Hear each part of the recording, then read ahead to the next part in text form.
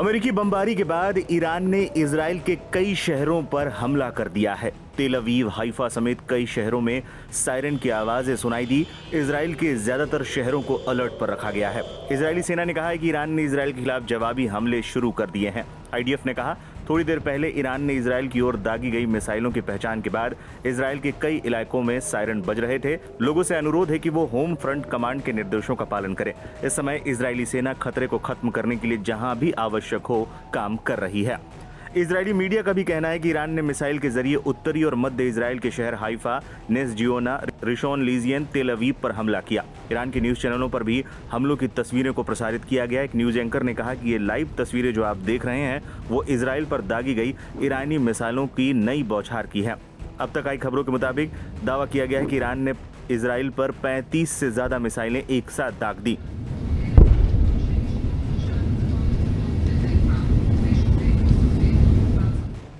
Iran ने Israel पर पहली बार खैबर मिसाइल दागी। ईरान की सरकारी मीडिया ने दावा किया है कि ईरान ने पहली बार अपनी सबसे एडवांस मिसाइल खैबर को इजराइल पर दागा है। खैबर बैलिस्टिक मिसाइल का अगर वास्तव में ईरान ने इस्तेमाल किया है तो इसका मकसद इजराइल में ज्यादा से ज्यादा तबाही मचाना है। ईरान की इस मिसाइल ने इजराइल के नाक में दम कर दिया है। खैबर मिसाइल को Israeli air defence system intercept करने में नाकाम रहा है।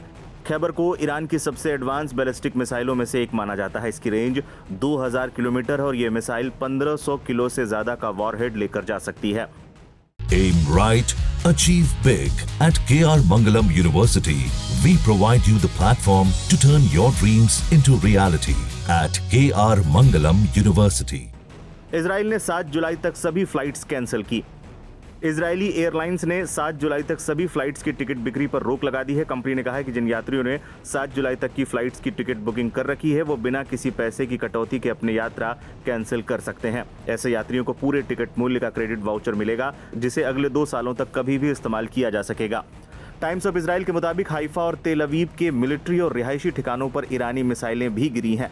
दावा किया जा रहा है कि इजराइल में अब तक 86 लोग इन हमलों में घायल हुए हैं। इजराइल की मेगन डेविड एडोम बचाव सेवा ने एक बयान में कहा है कि 11 लोगों को अस्पताल ले जाया गया है, जिनमें एक की हालत गंभीर है। सार्वजनिक प्रसारण KN11 ने मलबे के ढेर से घिरी एक तबाह इमारत की तस्वीरें दिखाई हैं, जिसके बारे में उसने कहा है कि ये मध्य इजराइल में है। ये सुबह 7:30 बजे की तस्वीरें हैं। इजराइल पर दागी गई ईरानी मिसाइलों के बाद ये मलबा देखने को मिला था।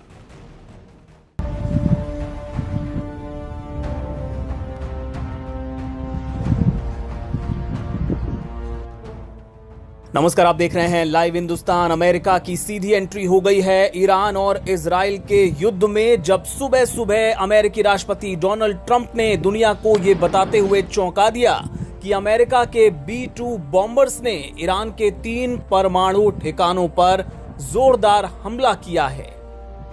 ईरान ने भी स्वीकार किया है। ईरान के अधिकारियों ने कहा कि इस्फहान और नातांज परमाणु ठिकानों के पास हमले देखे गए हैं। इससे जुड़े वीडियो भी अब सामने आ रहे हैं। खुद अमेरिका के राष्ट्रपति डोनाल्ड ट्रंप ये दावा कर रहे हैं। लेकिन इस हमले के बाद ईरान बुरी तरह भड़क गया है। ईरान की समाचार एजेंसी तस्नीम और पूरा जो सरकारी मीडिया है वो ये बात साफ तौर पे कह रहा है कि शुरुआत अमेरिका ने कर दी है और यहां से अब असली लड़ाई शुरू हुई है।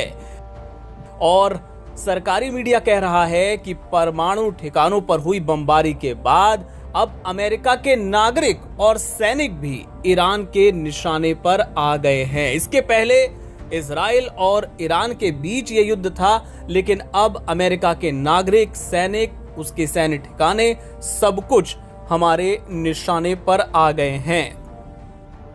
आपको बताएं कि जो ईरान का जो सरकारी मीडिया है उससे जुड़े जो तमाम वीडियोस वायरल हो रहे हैं उसमें दावा कुछ एक्सपर्ट्स ईरान के ये भी कर रहे हैं कि बहुत ज्यादा नुकसान नहीं हुआ है इन परमाणु साइट्स को, क्योंकि वहां से जो यूरेनियम था, जो मटेरियल था पूरा, वो पहले ही हटा लिया गया था। Aim right, achieve big. At KR Mangalam University, we provide you the platform to turn your dreams into reality. At KR Mangalam University.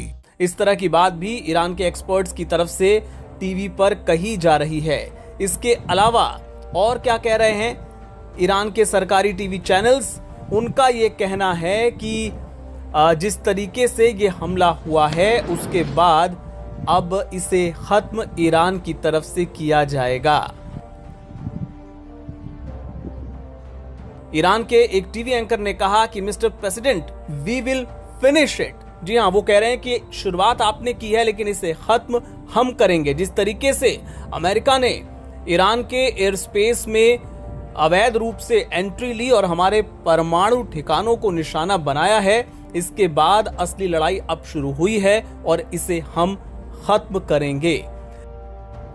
इस तरह की बात ईरान के सरकारी टेलीविजन पर कही जा रही है और दूसरी तरफ नेतन्याहू धन्यवाद दे रहे हैं अमेरिकी राष्ट्रपति डोनाल्ड ट्रंप को और अमेरिका भी ये दावा कर रहा है कि बहुत ही बड़ा हमला किया गया है इन तीनों परमाणु ठिकानों पर, खासतौर पे जो परमाणु जो फोर्डो जो साइट थी वहां पर बहुत बड़ा हमला हुआ है। लेकिन ईरान का सरकारी मीडिया ये दावा कर रहा है कि केवल एंट्री और एग्जिट जो है फैसिलिटी का वहां पर नुकसान हुआ है, उसका एक हिस्सा डैमेज हुआ है। लेकिन ये कहना कि पूरी परमाणु फैसिलिटी तबाह हो गई है, ये कहना गलत होगा, ऐसा कह रहा है ईरान का सरकारी मीडिया। अभी इंतजार करना होगा कि जो सरकार है वहां का जो सैन्य प्रतिष्ठान है ईरान का, वो इसको लेकर आधिकारिक बयान कब जारी करता है। लेकिन ईरान के सरकारी टेलीविजन पर ये बात बताई जानी, दिखाई जानी शुरू हो गई है कि अब अमेरिका ईरान के निशाने पर होगा और इसमें जो पूरा मिडिल ईस्ट है, वहां पे जो अलग अलग देश हैं, मसलन इराक हो गया, यहाँ पे जितने सैन्य अड्डे हैं अमेरिका के, अब उनको निशाना बनाया जाएगा ईरान की तरफ से। इस तरह की बात भी कही जा रही है और साथ ही ईरान अब और आक्रामक आने वाले वक्त में हमको नजर आएगा। हालांकि अमेरिकी राष्ट्रपति ये कह रहे हैं कि अब शांति का समय है और ये चेतावनी भी दे रहे हैं कि अगर ईरान रिटेलिएट करता है, अगर ईरान जवाब देता है, पलटवार करता है, तो अमेरिका इससे भी ज्यादा बड़े हमले कर सकता है, इससे भी भयंकर हमले कर सकता है। इस तरह की बात भी अमेरिकी राष्ट्रपति डोनाल्ड ट्रंप की तरफ से कही जा रही है और ये भी इशारों में कहा गया कि अभी कुछ जो साइट्स हैं वो बाकी हैं और वो चेतावनी दे रहे हैं ईरान को कि या तो अब शांति के लिए तैयार रहो, ये शांति का समय है, या फिर ट्रेजेडी यानी कि और बड़े हमले के लिए। तो इससे जुड़े अपडेट्स आगे भी आपको दिखाते रहेंगे। आप देखते रहिए लाइव हिंदुस्तान।